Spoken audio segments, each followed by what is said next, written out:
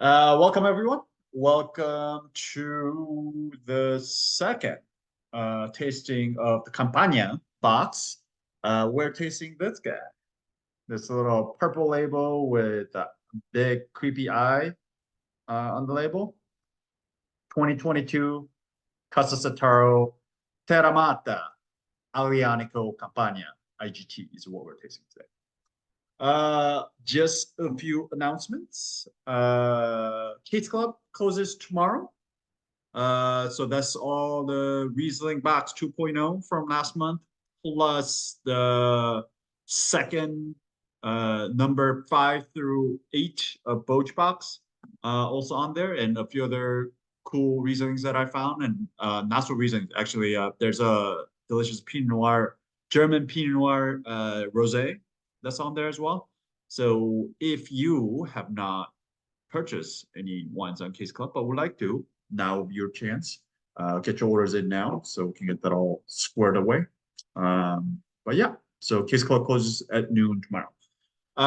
Wine Prom is it's 2.5 weeks away at this point. Saturday, April 27th is when it's going to be at 6 o'clock.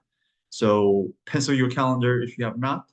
And also the tickets are still available. So if you would like to purchase more tickets for your yourself, for your neighbors, for your coworkers, your friends, your family, do it now. So it's all there.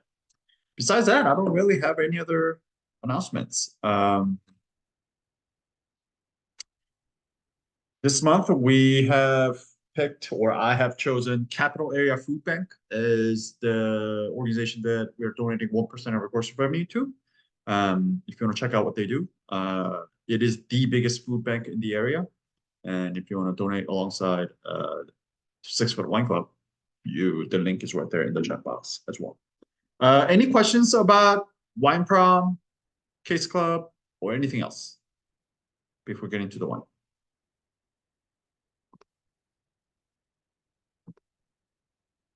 Excellent. Well, if you're just joining us now, we're tasting this guy. This wine with a creepy eye, a purple label. 2022 Casa Setaro Terramatta Aglianico Campania is what we're tasting today. Just so you know, that eye is supposed to represent Mount Vesuvius, the only active volcano in continental Europe. Yeah, it's kind of literally, this winery is in the hillside, the southern hillside of Mount Vesuvius. Talk about risky winemaking. I mean, this is the same volcano that literally buried Pompeii, but now they're making wine off of the exact same ashes that buried Pompeii. That's what essentially gives this area this kind of a distinctive terroir, which is kind of fun to think about. But yeah, so that's what that eye represents, because essentially they're saying that this isn't the eye of the volcano, right? Like the eye of the storm, eye of the volcano. So, anyways, let's look at the map.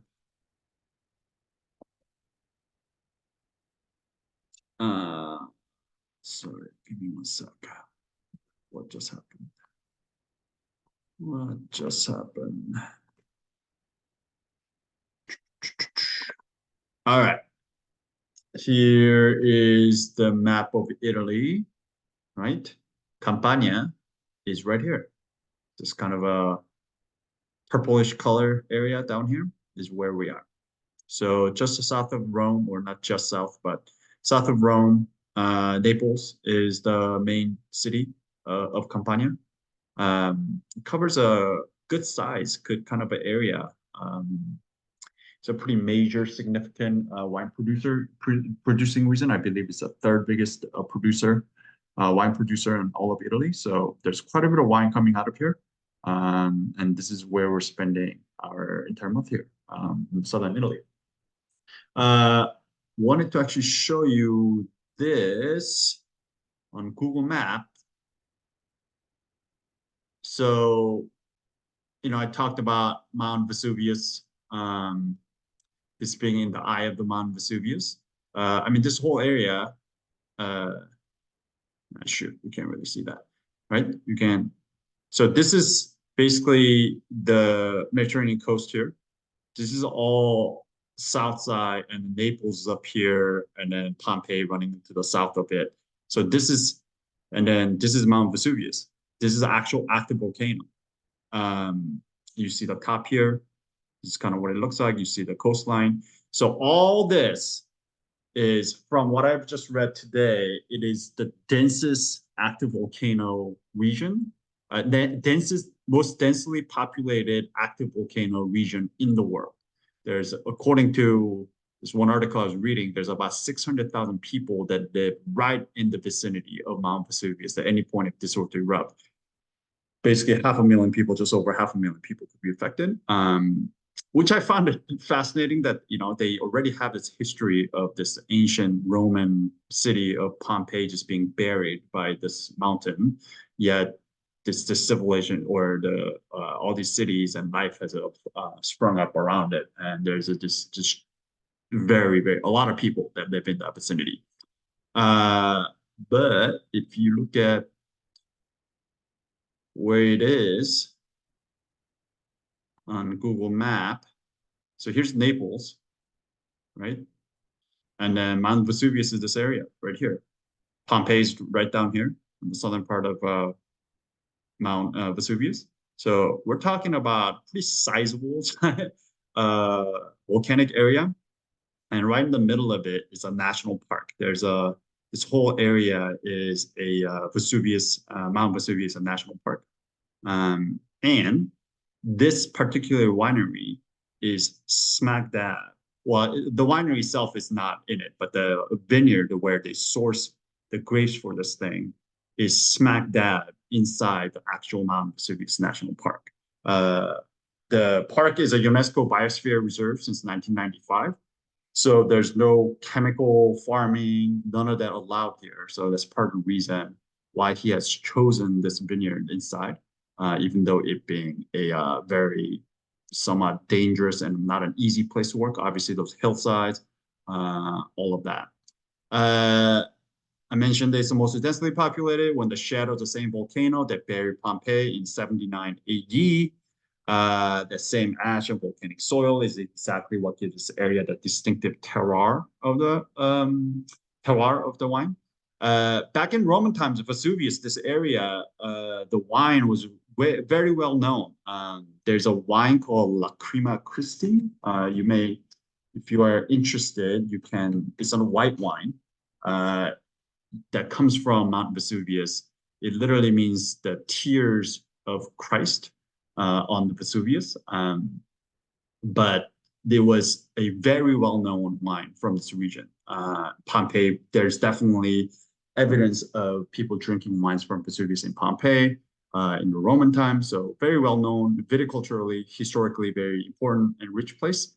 But in the modern times, the wines from this region has not really gained that former glory. In fact, it has gone a complete opposite direction.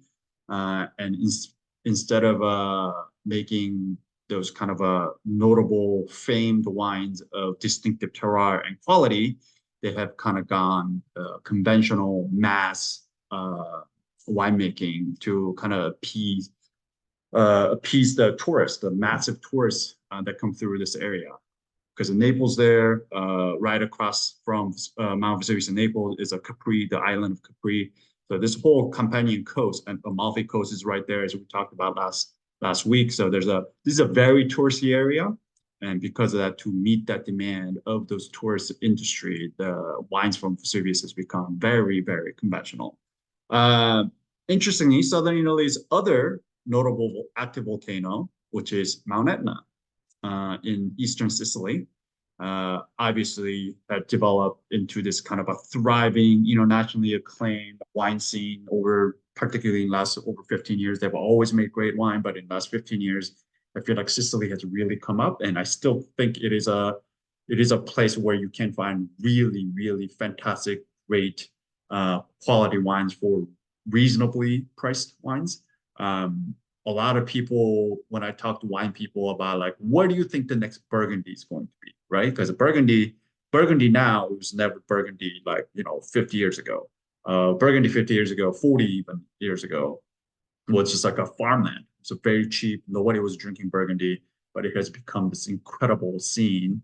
And a lot of people point to Sicily as possibly the next spot, just because of the not only the current quality, but they just have so many winemakers that are kind of pushing the boundaries and making great wines. But Vesuvius here, the wine scene here in Vesuvius hasn't really exploded yet. If you catch my pun there, or double entendre. But the difference is now there's in this area, kind of like this producer, which is Massimo Setaro, is seeking to transform that kind of region's reputation. And that's the whole kind of a point of his winery and the wines like this, that he wants to work with the indigenous varieties of the region. In this case, it's Aglianico, and trying to bring kind of a modern day recognition to the area where he feels that it was once a thriving wine scene. So let's talk about who makes this wine, which is this guy. There's a bunch of pictures. This is one of the wineries, vineyards that he works with. I mean, just beautiful, right? This is him. Massimo Setaro is his name. This is him with his family, obviously. Very small, pretty much a family, all family-owned business. He's an heir to a renowned Setaro pasta making enterprise. There's a big pasta maker named Setaro in the region, and he's a fourth generation Setaro. And he started with a very small pre-phylloxera holdings around their hometown on Vesuvius' southern slopes. So they're just in the south and near Pompeii. And because of all the sandy volcanic soil, the ash that forms the basically base of this vineyard, it was very inhospitable to phylloxera. So a lot of their vines are actually unrooted, which is a pretty incredible thing to think about. Unfortunately, because of the basically the explosion of the Pompeii and the volcanic soil, like a lot of viticulture here has kind of gotten wiped out. But all the new plants that have come up since then, the phylloxera has never really come to this area because of that sandy soil. It's the kind of same thing with Chile. Chile has a lot of sandy, highly well-drained soil, and phylloxera doesn't like that. So part of the reason why, same reason why Chile has a lot of pre-phylloxera rooted vines. It's the same reason why it exists here. Now Massimo has since planted new parcels, and today the estate totals 12 hectares. But notably, the exclusive ones are the unrooted vines, as this region's of volcanic sand is inhospitable to phylloxera, like I mentioned. He only works with the indigenous varieties, so Piedra Rosso, which is the main varietal blend in last week's wine, and then Aglianico, which is this one, for the reds. And then he also works with, if you're familiar with the Campania whites, which we're going to get to in the next 2 weeks, Fiano, Greco, and he also works with this really little known variety called Caprettone. He's one of the very few, like handful of few producers who are working with this indigenous variety, trying to bring it back. So he's really dedicated to working with only the indigenous varieties and trying to bring it all back to this land here. So what is this wine? This is 100% ungrafted, certified, organic, biodynamic practicing, but not certified biodynamic, but just organic. 35 to 40-year-old Aglianico. The Aglianico, in case, and I wrote about this in the email that I sent out yesterday in the reminder. For those of you who are familiar with the Aglianico, you probably had Aglianico in a style that is very different from what we're about to taste today. So oftentimes, Aglianico gets really, really meaty, big, and massive and powerful. I mean, it is a big grape. It is capable of producing high alcohol, high tannin. It ripens well in this region. Um, a lot of that like really intense red berry flavors.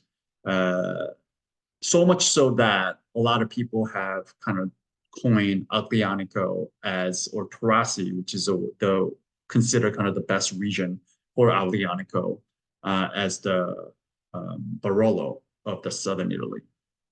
Um, but the problem with that is oftentimes these things get so big. I mean, it's so massive. If you ever have Taurasi and if you like that style of wine, if you like, Brunello de Montalcino, or if you like Chianti Classico or Reserva, you should definitely try Taurasi. But a lot of the Aglianico that are out there are just really, really heavy and dense.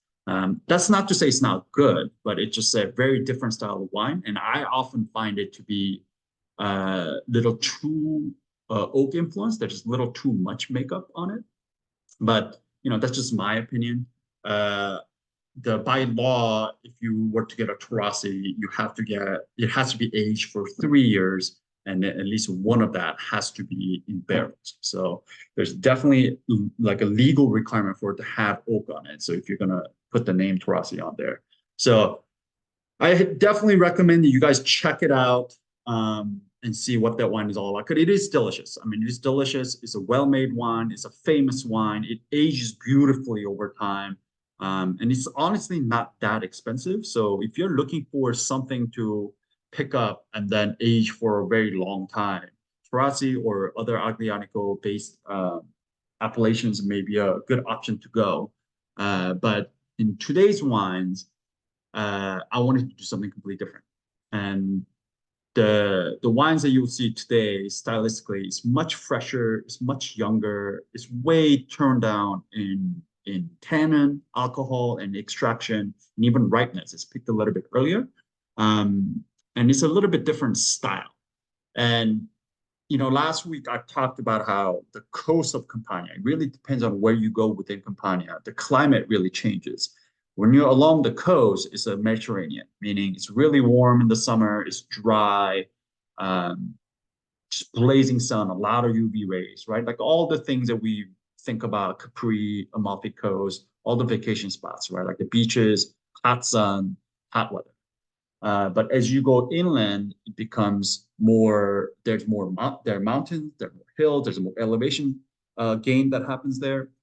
And then because of that, the weather gets way more continental, meaning it gets quite hot in the summer, but it also gets really, really cold in the winter.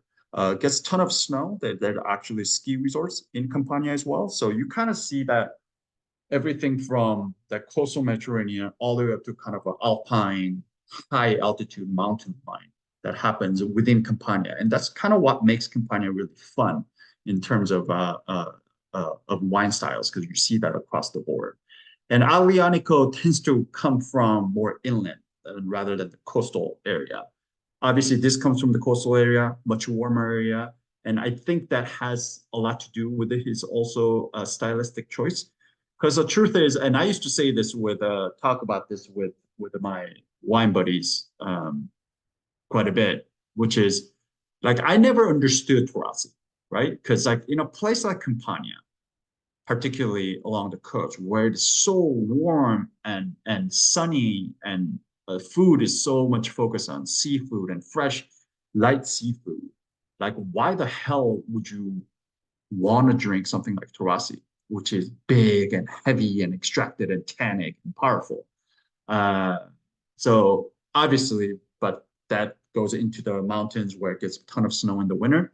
So that makes sense in that area, kind of like in the cold mountains. But here in the coastal area, the Aglianico, the expression that comes out tends to be much younger, fresher, and juicy like this, which is what this producer is trying to showcase. Again, but this is much rare stylistic expression. So if you go to any wine store that sells Campania wines, you will be able to find Aglianico, very like a big, heavy base Aglianico very easily.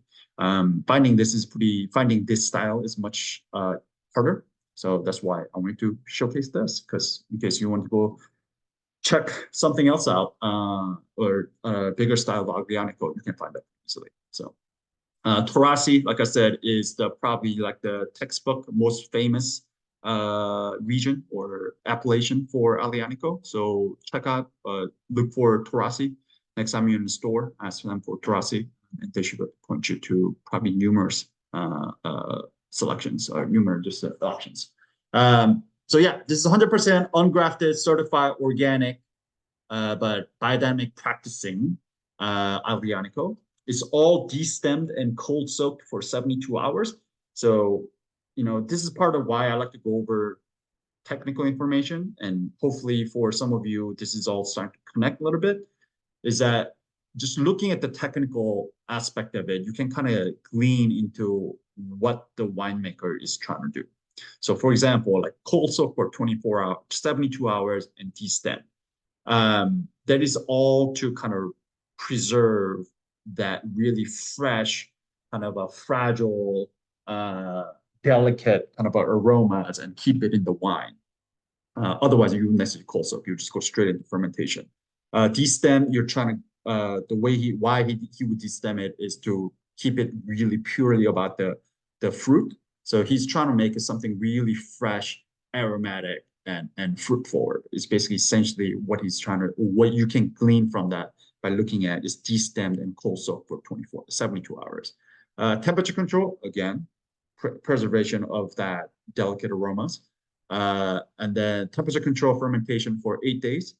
And then I read this in tech, but I couldn't really understand what this meant. After a short passage in wood, so I'm assuming after the fermentation is done in temperature control stainless steel tank, it goes into barrels, old barrels, for a very short amount of time. I don't know how long. And then it goes back into stainless steel tank for 12 months. Then it gets further 2 months in bottle before release is basically what this wine is. So there's no new oak here. It does see just a touch of a short neutral barrels, but I'm assuming that's just for kind of a, yeah, I don't really know what that short passage in wood really means. I'm assuming he's doing it for some textural reasons, but yeah, I don't know. This wine does get very light filtering, but there's no fining here. And then just a touch of sulfites at bottling is essentially what we have here. That's it. Any questions about the wine, this region, or the producer, or anything I just went over before we get to tasting it? And how do you spell the grape Aglianico?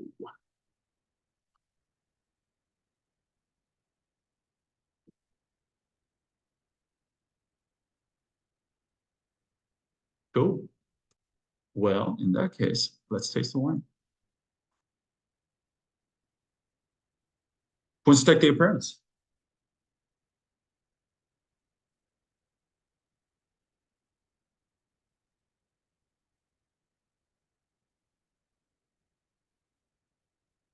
Bueller? I can do it. All right. All right, Cecilia.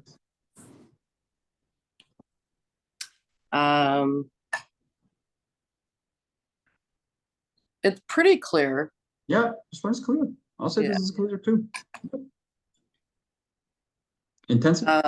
Intensity medium plus.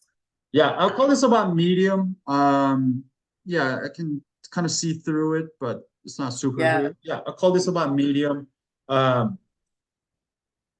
Most of the Aglianico Taurasi is going to be just deep. It's going to be fully opaque. You're not going to be able to see through it. So this is, again, kind of that difference between that style and this style. Color?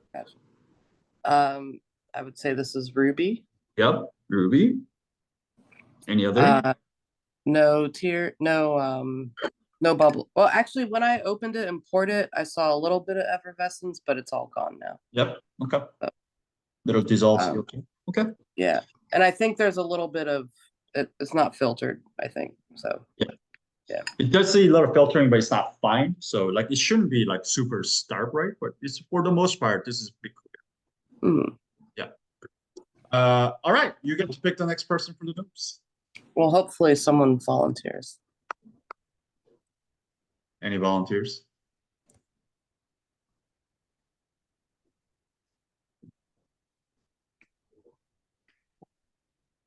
Sorry, I don't know how to get off full screen and see who else is on. All right, someone just This volunteered. new iPad. Someone just step up to the plate, and then. Should I pick my birthday buddy, Dan? All right, Even- sure. I think he can't smell, but Happy birthday, Dan. This time. That is accurate. Love to smell things. It's my favorite thing in the world. All right. Nose. It's clean. Clean. When it's clean. It's when it's sound. Intensity. I get it a little off the glass. Yeah. It's like medium plus. Yeah. Just like right in between that medium plus. I feel like it's like just off the glass. I can easily go medium, but Yeah. yeah, medium plus, something like that. Let's be generous and call it medium plus. Intense aromas of, what do you got?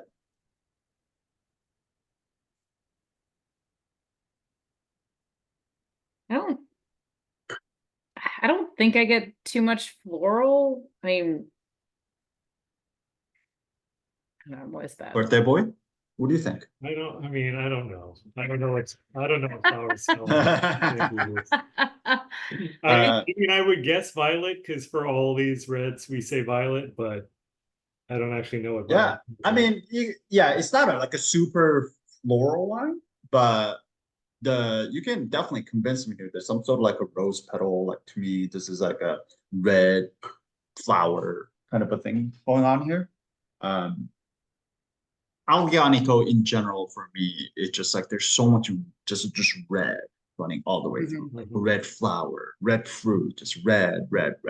So yeah, like there's some like a rose petal, even dry rose petal, fresh rose petal, that kind of thing going on here for me. Any green fruit, citrus, stone, no tropical?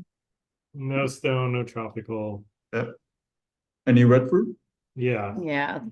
Like Cranberry. red plum, red cherry. Yeah, ton of that, right? Like to me, this is like all red fruit here, like just all of it. Just name them all. Yeah. But particularly that like red cherry, really red cherry. Yeah. All of that for sure. Any black? All red? I mean, maybe a little like blackberry or black, something like I that. don't know, bro. I would say like black cherry. Yeah. Yeah. I can kind of see black cherry here, like, but mostly like majority being just really red fruit driven. But yes. Okay. Nature of the fruit. Right. It's ripe. Very, very ripe. Yeah. Yeah. It's like just really, there's nothing underripe about this. Like just like super ripe. And it makes sense. It comes from coastal Campania, really hot, warm summer Mediterranean place. So no problem with the ripening the grapes here. Any herbaceous, any herbal? I don't think so. I mean, Really get anything. Me neither. Yeah. Yeah, not much here. And that is the whole point of him doing the whole destemming and cold soaking. Right. Not just tamp down any of the green or herbaceous anything. He really just wants to focus on the fruit. So yeah, to me, there's nothing really green or herbaceous about this wine. No. Any spice? Any minerality?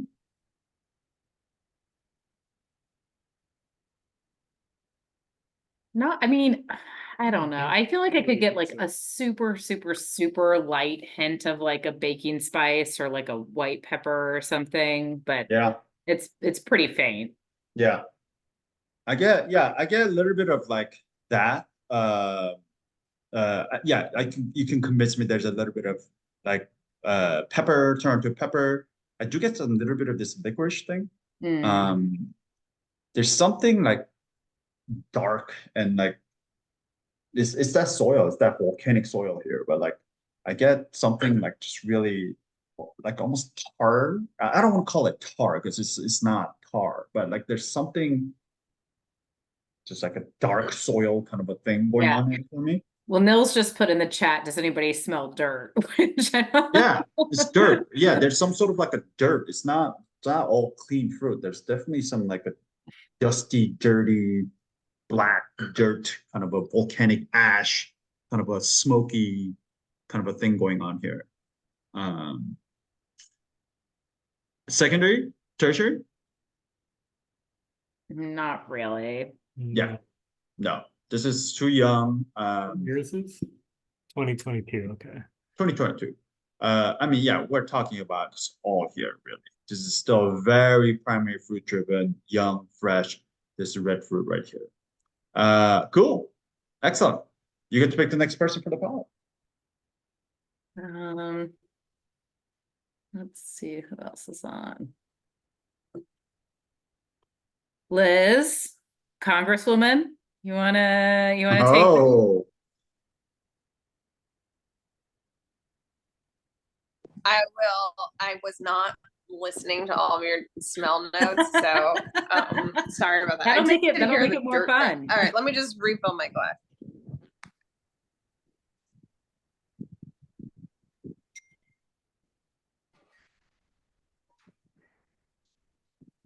I just got a good piece of media, you guys, of my fundraise. So thanks to everybody who donated. Liz, Ah. when are we gonna do a wine fundraiser? When you we're happy to Yeah. contribute some, some bottles. Right, we can everybody get just bring together. a bottle, like how, yeah. Exactly. Yeah. That'd be so fun. And Charles threw a party like that one year, many years ago. It was one of my coolest experiences in my life. Okay, so I'm doing the palette.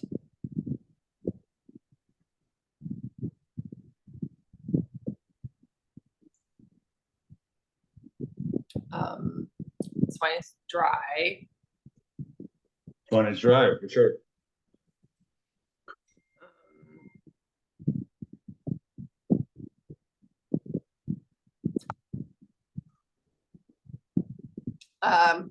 I'd say medium plus acid. Yeah, it's like somewhere in between that medium and medium plus. Yeah, think yeah, either that's way. right. Yeah, I'd say. Yeah, I think I want to go with the medium on this one, but yeah, it's like right in that range. The Aglianico that comes from a little bit higher up in the mountain, Taurasi and all of that does get up to medium plus, but just being on the coastal side, it's a warmer place. The acid is just not as sharp as that. Tannin? It doesn't have as much tannin as I was expecting. I'd say maybe just like medium. I don't know. It's more than medium minus, I guess. So Yeah. somewhere maybe I'd say Agreed. medium. It's like somewhere between medium minus and medium. I think I want to land on medium on this thing too, but there's some grip on this thing. And that's Aglianico. Yeah. Aglianico is a very Yeah. tannic grape. It just naturally gives out a lot of tannin. So, and it's part of the reason why it makes for a good, like a meat wine. Because, protein and tannin, they work very well together. But, Yeah. even though I made lamb. Lamb, yeah, there you go. Even though he destemmed and did cold soak not for that long, all of that, the tannin really shows through here. So I'm gonna call it about medium as well here. But very fine, like not super rustic, not super chewy or anything like that. Alcohol? No, yeah. I don't think this is that alcoholic. I was trying to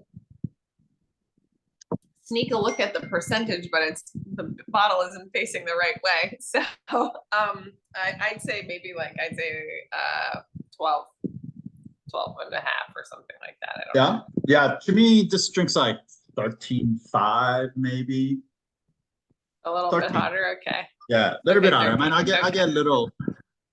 It's 13 on the bottle at least, but that's another difference between this style and then some of the Terrassi and other things I was telling you about. Like Terrassi is not uncommon for it to get up to 14, 14.5 in warm vintages, even up to 15. Yeah. Aglianico is again capable of producing some really hot alcoholic big wines. The fact that he's doing this in coastal region, keeping this restrained at 13% is amazing. Actually, keeping all that freshness and all of that. Yeah. So with the 13%, we're talking about medium here. But with a lot of the Aglianico, easy to get up to. I mean, medium plus is very, very common. 14, 14.5. Body? And on the team milk side, I was just thinking something like 1% or less. Like I feel like it's a very light body wine. Yeah, it's got some. So I would say medium minus. Yeah, I'll call this medium minus as well. This is also something unusual with Aglianico. Like it's hard that you're gonna find medium minus Aglianico. This usually gets up to, with that 14.5 alcohol, like it usually gets to medium plus body. I mean, it gets big. So again, having it this light and refreshing. Like if you're gonna have a glass of a red wine on about Amalfi Coast, like this is the kind of stuff you want to drink. Like not that 14.5% medium plus body red wine. Like that would knock you on your ass if you're drinking the Amalfi Coast, you know. Cool. Mousse. None. Oh yeah, we're gonna talk about mousse. Sorry. And then flavor intensity. I think I'd say medium plus. Yeah, it's kind of same as the nose, right? It's like somewhere between medium plus. I'm not quite 100% destined on medium plus, but you know, medium seems to be a little too low to call it medium. So yeah. Yeah, I feel like that. Yeah. Let's be generous okay, and call cool. it medium plus. Sure. All right, let's do these flavor characteristics.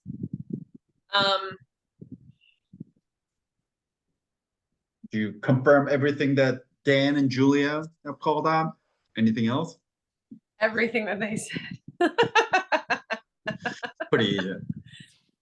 I mean, I'm sorry, I was working. So yeah, I definitely get some floral, right? yep. I guess some rose petals, like all that. Rose, yeah, for sure. All they call all that that all red the red fruit. fruit. Yep. Yeah, for sure. Maybe for touch sure. of black cherry. Really ripe. Nothing unripe about this. Nothing green. Nothing herbaceous here. I call that some like a licorice kind of a thing. Yes. Yeah, Julia called that a little like a I spice. get pepper in the mouth. Okay. Or is that yeah. just the acid doing something to my tongue? I don't know. Like No, I mean I think there's some like a peppery kind of a spicy kind of a thing here. I get it. Something spicy. Yeah. And then as far as this soil goes, I mean this could be power of suggestion, but knowing where it comes from, like I don't know. I get this really like dirt, dusty, volcanic ash, kind of like dark soil. For sure, I did too. Whoever said the dirt thing, that's the part I was paying attention to. Yeah. Great. Any secondary or tertiary? No. Yeah. Well, no, I don't think so. I mean, I do get some dried fruit of something. Like I don't know, okay. but I don't know if that's because of that's tertiary or if that belonged like up in the first area. How old was this? 22. Yeah, no, I mean. Yeah. Still pretty young. Yeah.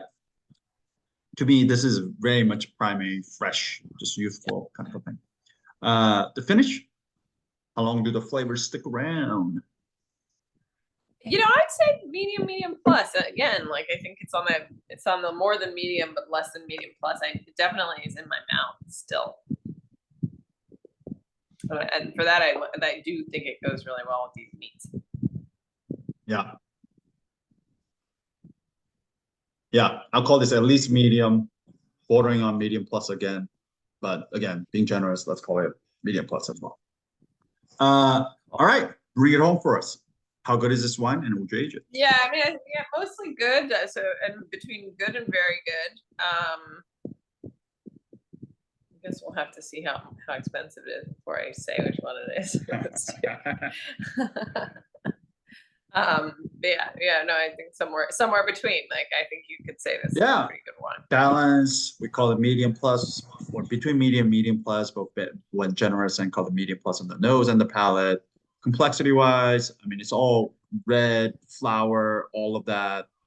No secondary, tertiary. It's not super complex, but it does have some the dark like soil minerality, volcanic minerality. It's got some red fruit, some spice we called, and rose petals. So let's call that medium. And then the length we called it again between medium plus, leaning on medium plus. So yeah, we're landing somewhere between good and very good. So depending on how generous you want to be, but I'm gonna call this very good. Would you age it? Yeah, I think it has potential. I mean, not too long, but I'd be interested to see how some of these flavors. Yeah, I mean, it has definitely had the intensity for sure. It has the intensity, but you know, we call it about medium on the acid. We call it about medium again, maybe medium minus on the tannin. And just in general, especially knowing what other style the Aglianico is made in, this is just meant to express a young, fresh side of Aglianico. Okay. All the other thing is basically meant to be. I mean, by law, before you can even release it to the market, it has to be aged for 3 years. Like for Taurasi to be called Taurasi, it has to be aged for 3 years before it can even be sold. And then after that, it can age for another 10, 15 years easy. So we're talking about a very different side. Basically, this is kind of like the, you know, approachable, fun, drink it now and approachable style of Aglianico. Sure, within next, you know, 2 to 3 years, some of this fruit, like really intense primary fruit, could develop into something else. Sure. But in general, I would say the point of this wine is to be enjoyed young and fresh right now. So I would say maybe lay it down for a couple of years, but really drink it now. That's basically what I would say. Drink it within next year. Yeah, drink now. Okay. Cool. Cool. Any questions?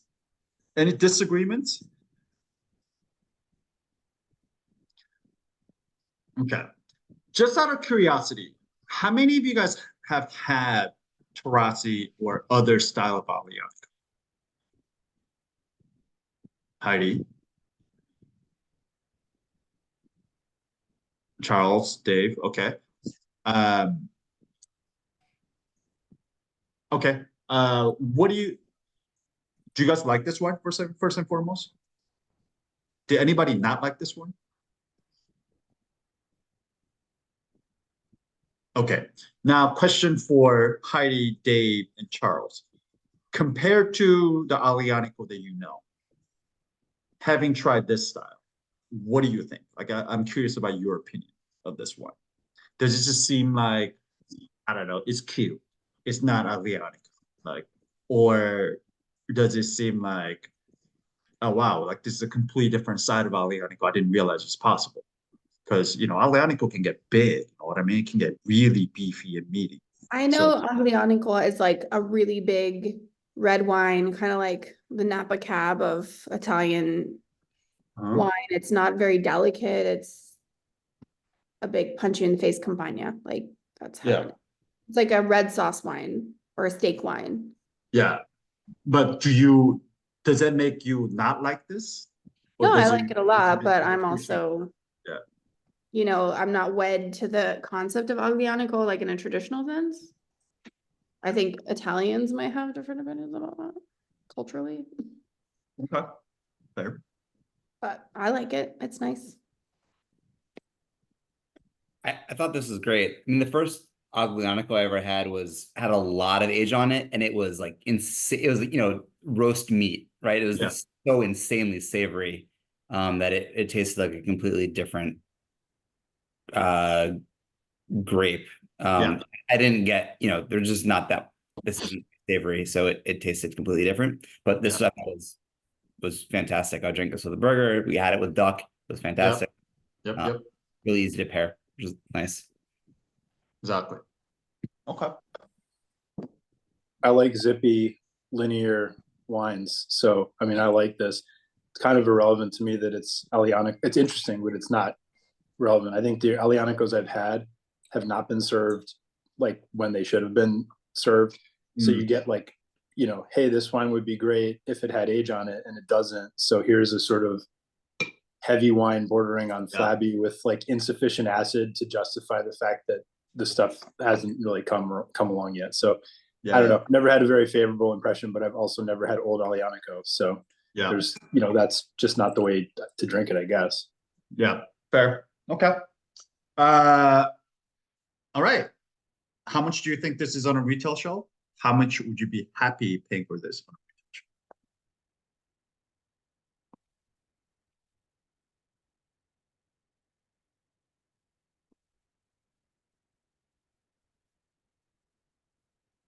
$20, $25, $24.99, $35, $35. Okay, $25, $27, $25. Damn, you guys are getting good. $35, $25. Okay. You guys are getting good at this. This wine will be $25, but under that on the retail shelf. So good job, everyone. You guys are. And you know, this is a game that I used to play when I was a wine bar. It's like basically any wines I would taste, and if I liked it, and if it came under what I thought it should cost, then it usually made it onto my by the glass list. It's kind of like that principle. So it's like the same thing here. Like I'm trying to get you guys to kind of guess how much in your mind what is worth to you in terms of quality or for whatever reasons. And then if it clocks under that, then it's a good bargain, I would say. Cool. Any questions? Oh, and I saw your message, Heidi, about, I'm assuming you're talking about Caprettone. Yeah, That one. there you go. I put it in the chat box. So. Any other questions?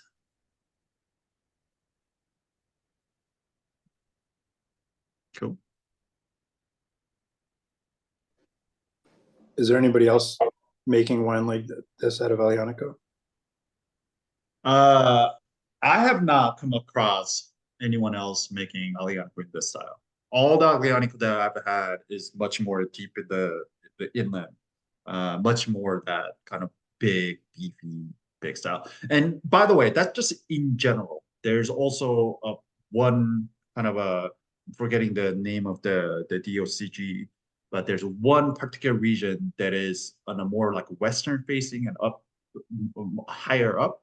And then they get just much higher acid, a little bit leaner Aglianico. But even then, compared to this, it's still big and just burly. So Really well. Have you had any of his other wines, any of the other varietals? I've only had this. I want to try his other ones, but this was the only wine that we had enough in stock here to be eligible, I guess, for the wine club. So this is the only one that my rep brought, but I really want to taste his other ones. Yeah. Sounds like you may need to make a trip. Yeah, exactly.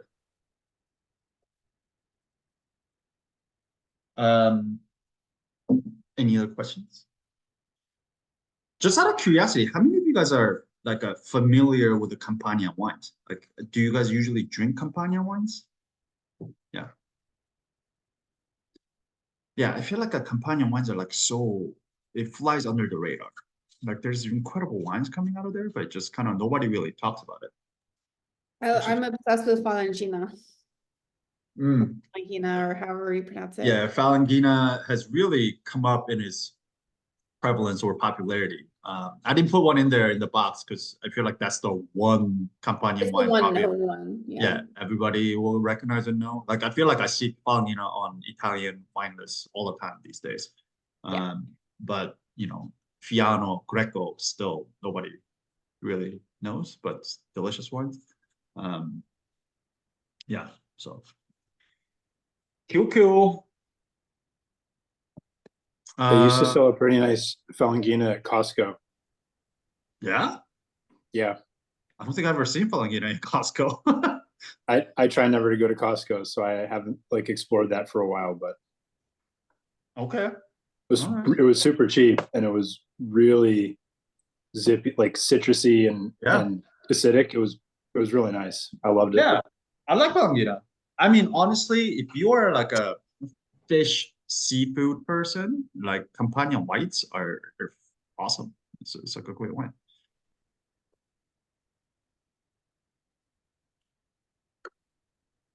Oh man, it is warm in my house. I have all the windows open, but it's I would love to hear what people are eating with this wine. yeah. What did people make with this? Did it work? Did it not work? Dave, you say you made duck. Have you had it with duck? No, so Brookland's finest, their special tonight was a seared duck breast with a risotto. That was like fire. It was really good and perfect pairing. Ah, nice. It's like a kind of savory tomato risotto. It was really, really good. Game meat and this will be awesome. Yeah, for sure. Anyone else? What are you making, Hazel? Or what did you eat with it? Sorry.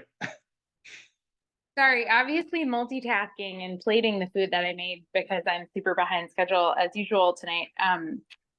So the first thing I made was a garlic scallion pancake that you sent the recipe for.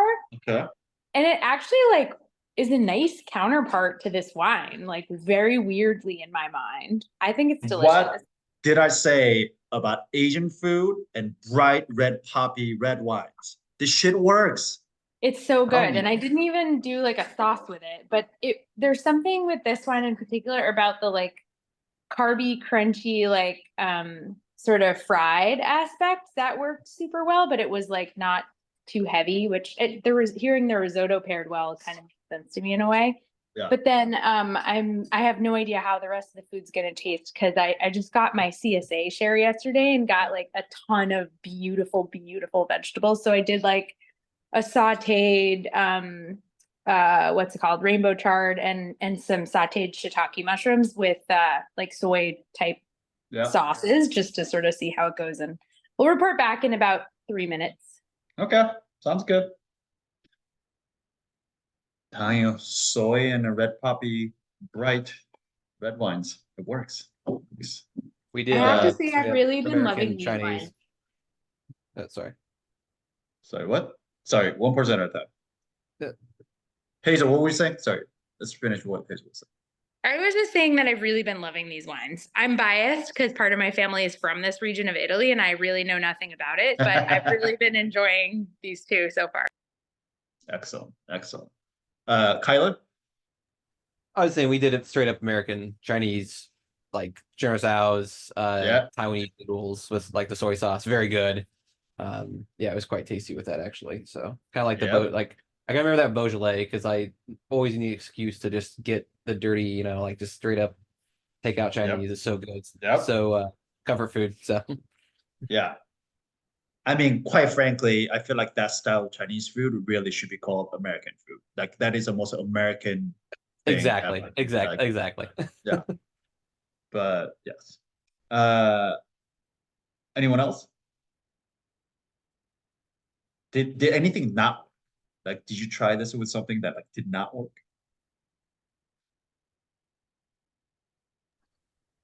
Our dinner has lime and cilantro, and I'm not sure that really worked.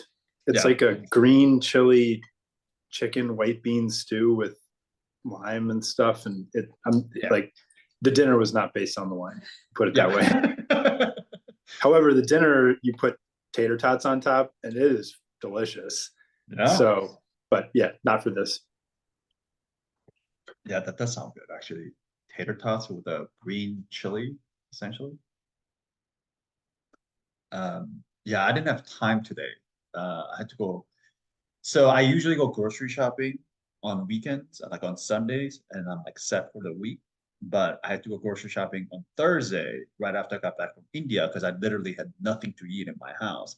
and it fucked everything up. Like I had nothing to eat. I have nothing to eat tomorrow, so I had to run to the store like last minute to get something, to get some food to last me through the weekend. And yeah, I didn't have a chance. So like I just grabbed some shit that was on like Whole Foods, like prepared food and aisle. And yeah, but it was interesting because I had got some like a soy, like some of the soy.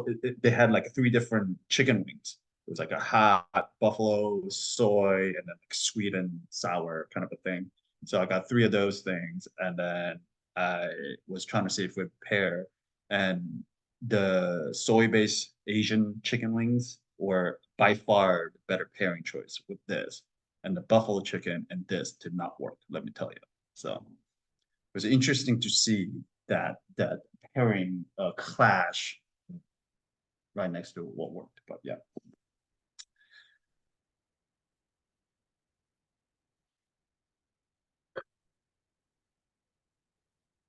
Right. Roasted sausage and peppers. It went nice. Cool.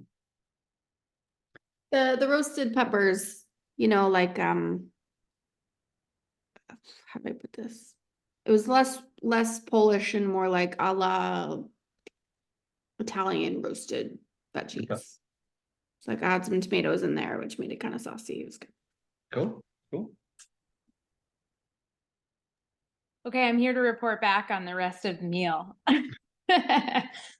Okay, so the Swiss chard doesn't pair so well, I think, because there's a little bit of like vinegar and other stuff in the sauce that's not really working. However, it's also a Swiss chard itself too. Like that's a hard one to pair with wine because it has that like tartness as well as that really like earthy, almost like beets, Mhm. Yeah, it's a hard vegetable to pair wine. So it's not terrible, but it's not, I wouldn't recommend it. However, the shiitake mushrooms, I did them like super simple with butter, garlic. Yeah. And they're banging. Like Yeah. they're just really delicious. So maybe I'm biased, but also I find them to taste nice with the wine. Okay, cool. So would recommend. Excellent. Love it.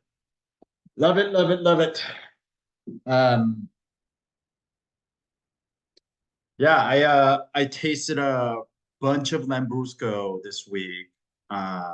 There's a bunch of Lambrusco coming at you guys next month, just letting you know. But it's been delicious. It's been good.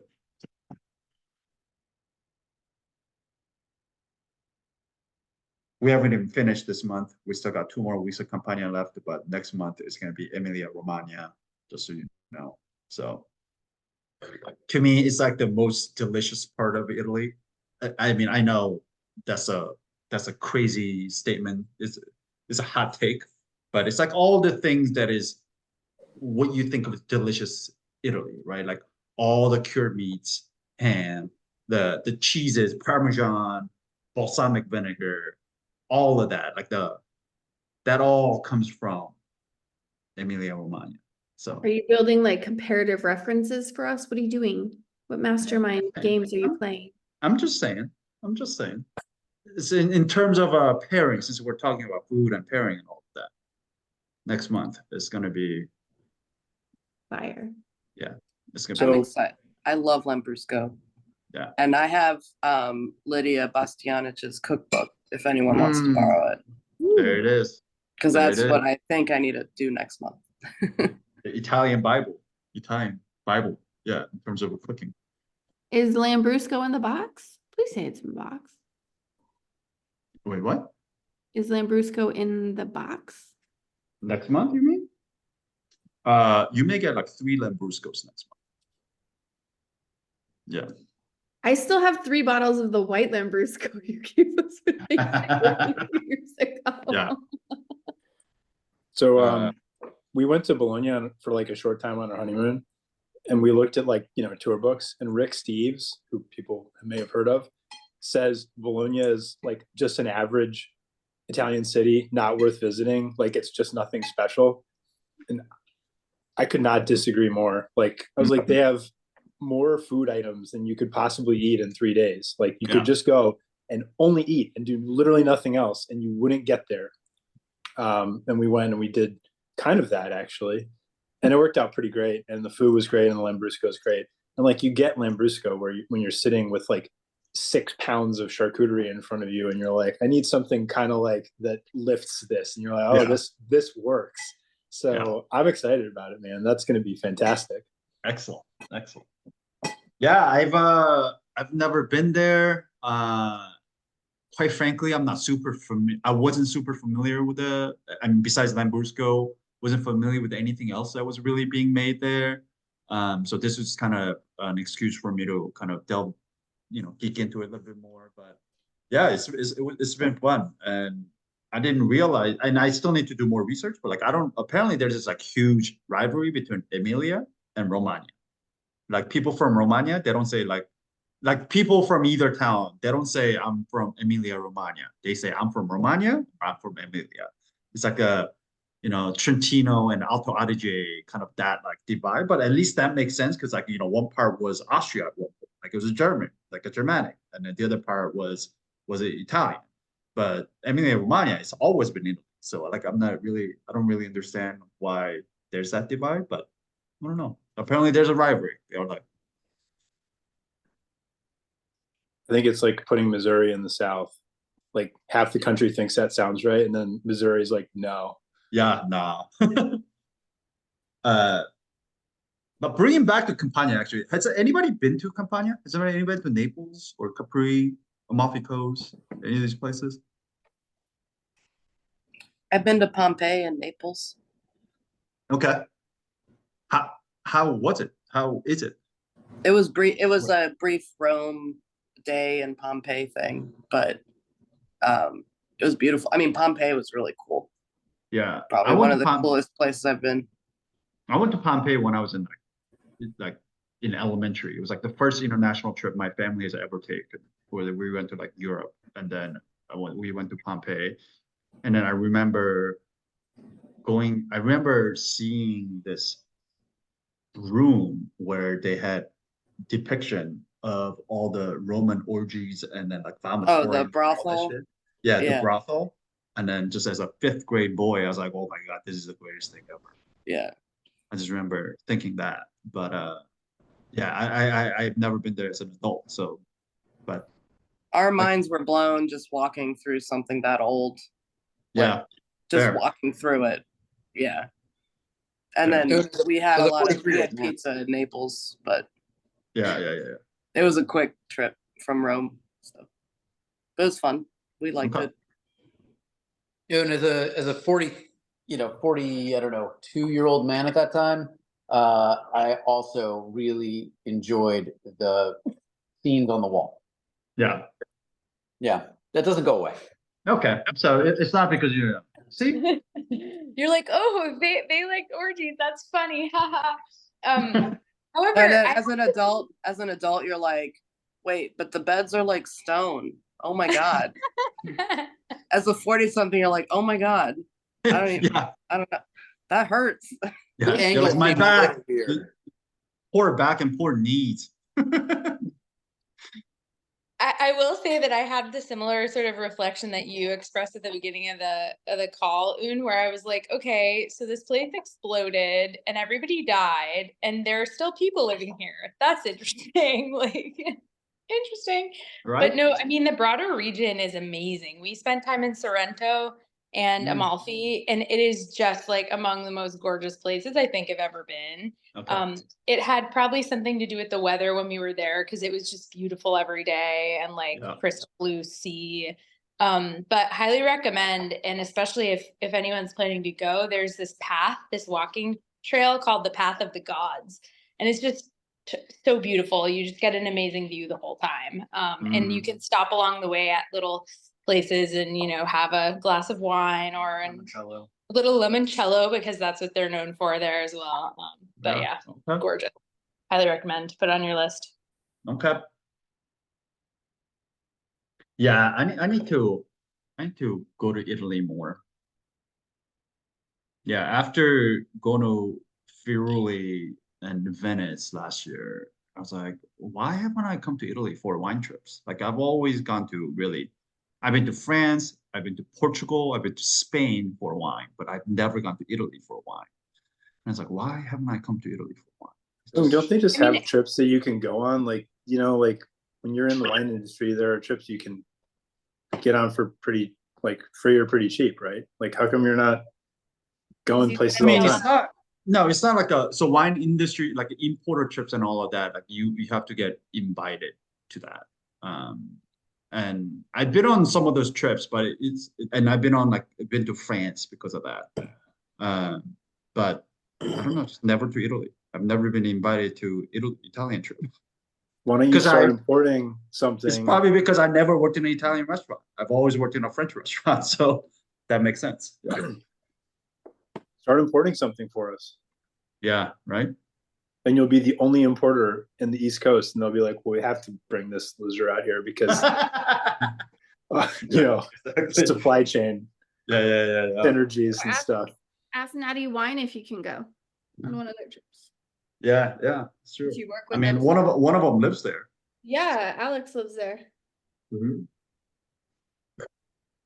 If you were going to import from only one region in Italy, what region would it be? If you were like, I'm, you know, assuming there's stuff worth importing that's not already been imported, like, you know, anything's on the list, where would you go?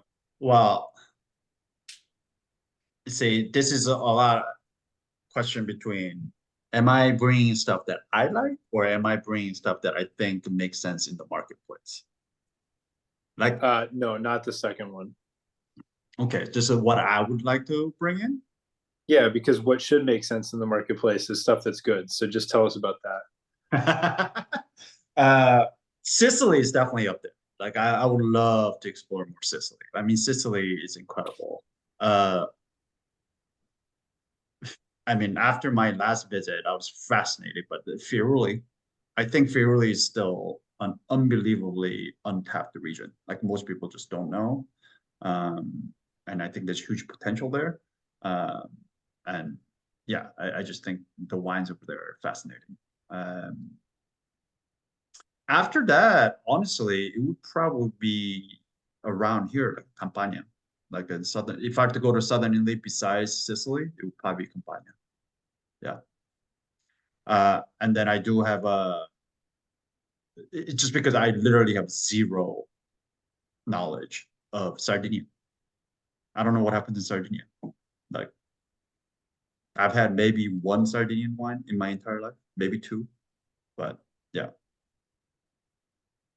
But I know they make wine in Sardinia, so. Which is different from Sicily. People don't know that. They're like, Sardinia, Sicily. They're like, I thought they were the same.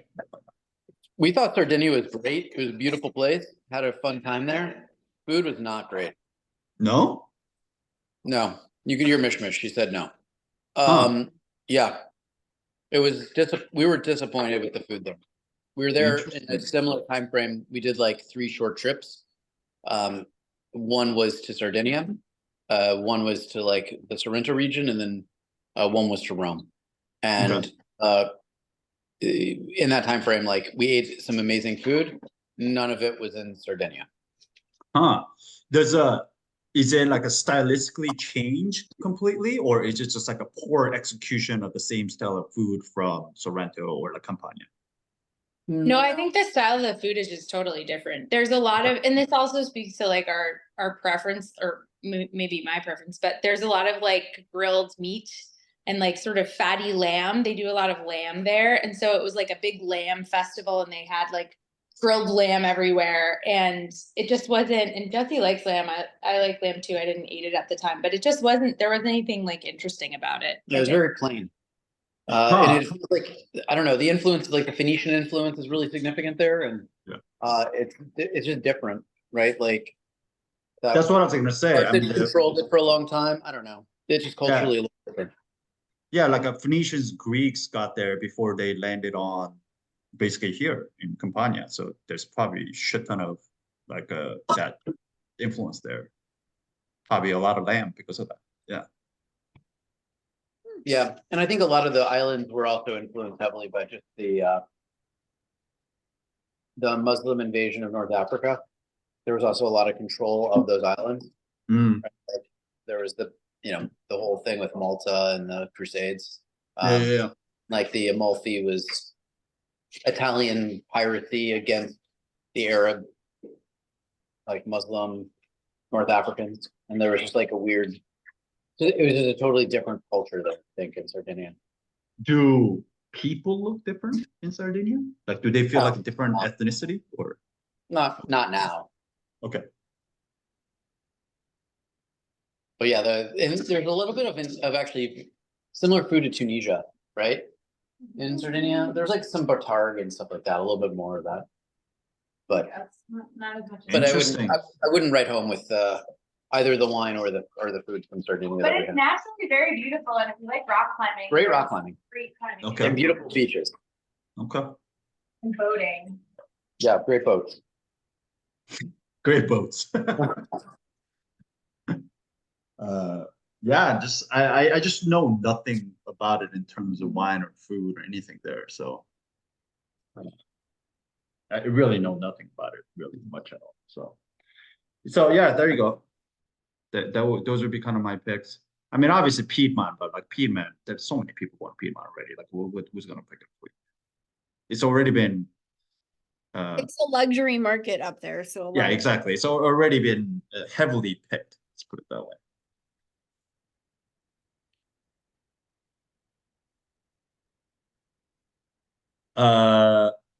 Did you hear Venice is starting to charge tourists to come in? Yeah. €5 entry fee, unless you're staying there. Because there's too many tourists.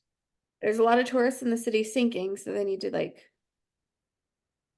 I don't know if it's a combination of deterrence with the fee and then also collecting fees to help with conservation. I think it's largely because there's not actually any residents of Venice anymore, really. So the people who lived in Venice were no longer able to live in Venice. But the tourist business, which was fairly heavily cruise ship dominated, like huge cruise ships, which they've now banned. People would come in, but they're there for a small period of time. So they're not ever going to need anything like a grocery store or even a place necessarily to eat dinner. So all the local people were like, well, we can't live here. It's too expensive. It's a complete disaster during the day. Like it's like hell on earth during the day. And then at night, there's nothing here. There's no one here. So they're trying to reestablish sort of like a populace of people, or like allow people to live there. And so I think that it's like for that, it's like, look, you should come and you should stay overnight and actually like come to Venice and be part of life in Venice. So I think that's great. I'm sure the sinking thing is, not helping them, but yeah, they're essentially a place where people go for day trips to be as like tourist minded as humanly possible. So they don't do anything that like the locals just can't live there. They live in Mestre, which is like an industrial wasteland across the water, and it's not that nice. I think they should do the same thing in like Dubrovnik before it gets too bad in the old town, because in the summer they have to restrict. They like literally have people counters at the gates to make sure there's not too many people, because it just gets insane. And it overpowers the plumbing as well, because everyone goes to the restaurants and stuff, and it's just too much turnover. So if you want to go to Dubrovnik, I recommend not in tourist season. I mean, that's when I went, like right in the peak of a tourist season in like June in 2022 when I did my first bike ride. Started in Dubrovnik. So yeah, and it's just straight up hot. It was hot. It's very hot. Yeah. But Italy is very hot too. I went for like 3 weeks in undergrad in like April, May, and it's perfect. But it does get up.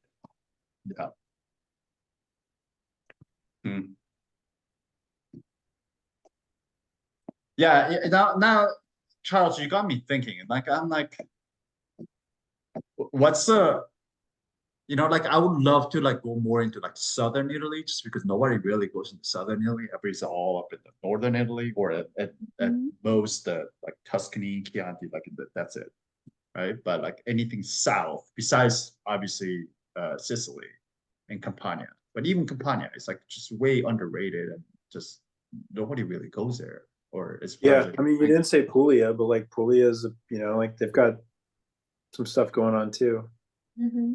Liz went to Puglia, I think. Right, Liz? Liz went to Puglia. Yes. Yeah. I also went to Sicily, and the whole time I was there, I was like, this is the wrong place. And I was flying home, and we flew over Sardinia, and I was like, that's where I thought I was going. See, this is what I mean. It's like, Everybody thinks Sicily is like, I mean, Sicily, Sardinia. The thing is, like, Sicily is, it reminded me a lot of like the Galapagos. Like, it's like everything is like it's like all brown. We were there in May. It was like all brown and like yellow flowers and like nothing green, and everything's volcanic, and you drive around, and it's a big island, so you're driving a lot, and it's like not that beautiful. Like Terramatta is like the only pretty place, by the way, like we found. But anyway, point is, like the whole time I'm driving around, I'm like, what? Where is all the green? Like I was expecting this place to be way greener, and then it like turned out like flying home. I was like, oh, Sardinia, that's where I thought I was going. Where it was nice. Did you seriously go to the wrong place? I mean, I didn't go to the wrong place. Sicily had Nero d'Avola before it was, before it was cool. And like, She had a ticket to Sicily. She's meant to book a ticket to Sardinia. No, I know. I mean, like, no, I thought get that she Sardinia intended and to get on the Sicily plane were that she got on. the different things. Like, I don't know. Yeah, she did go to the wrong place. But Liz, I went to the right place. I went to the place that had Nero d'Avola. That was what I was doing. Well, but then, in my you mind, went to I the was right place. expecting something gorgeous, and it was like all desert and cactuses. And I was like, what is happening? It was just in my mind, I thought that there would be more green. Okay, so on that note, I'm gonna turn off the recording because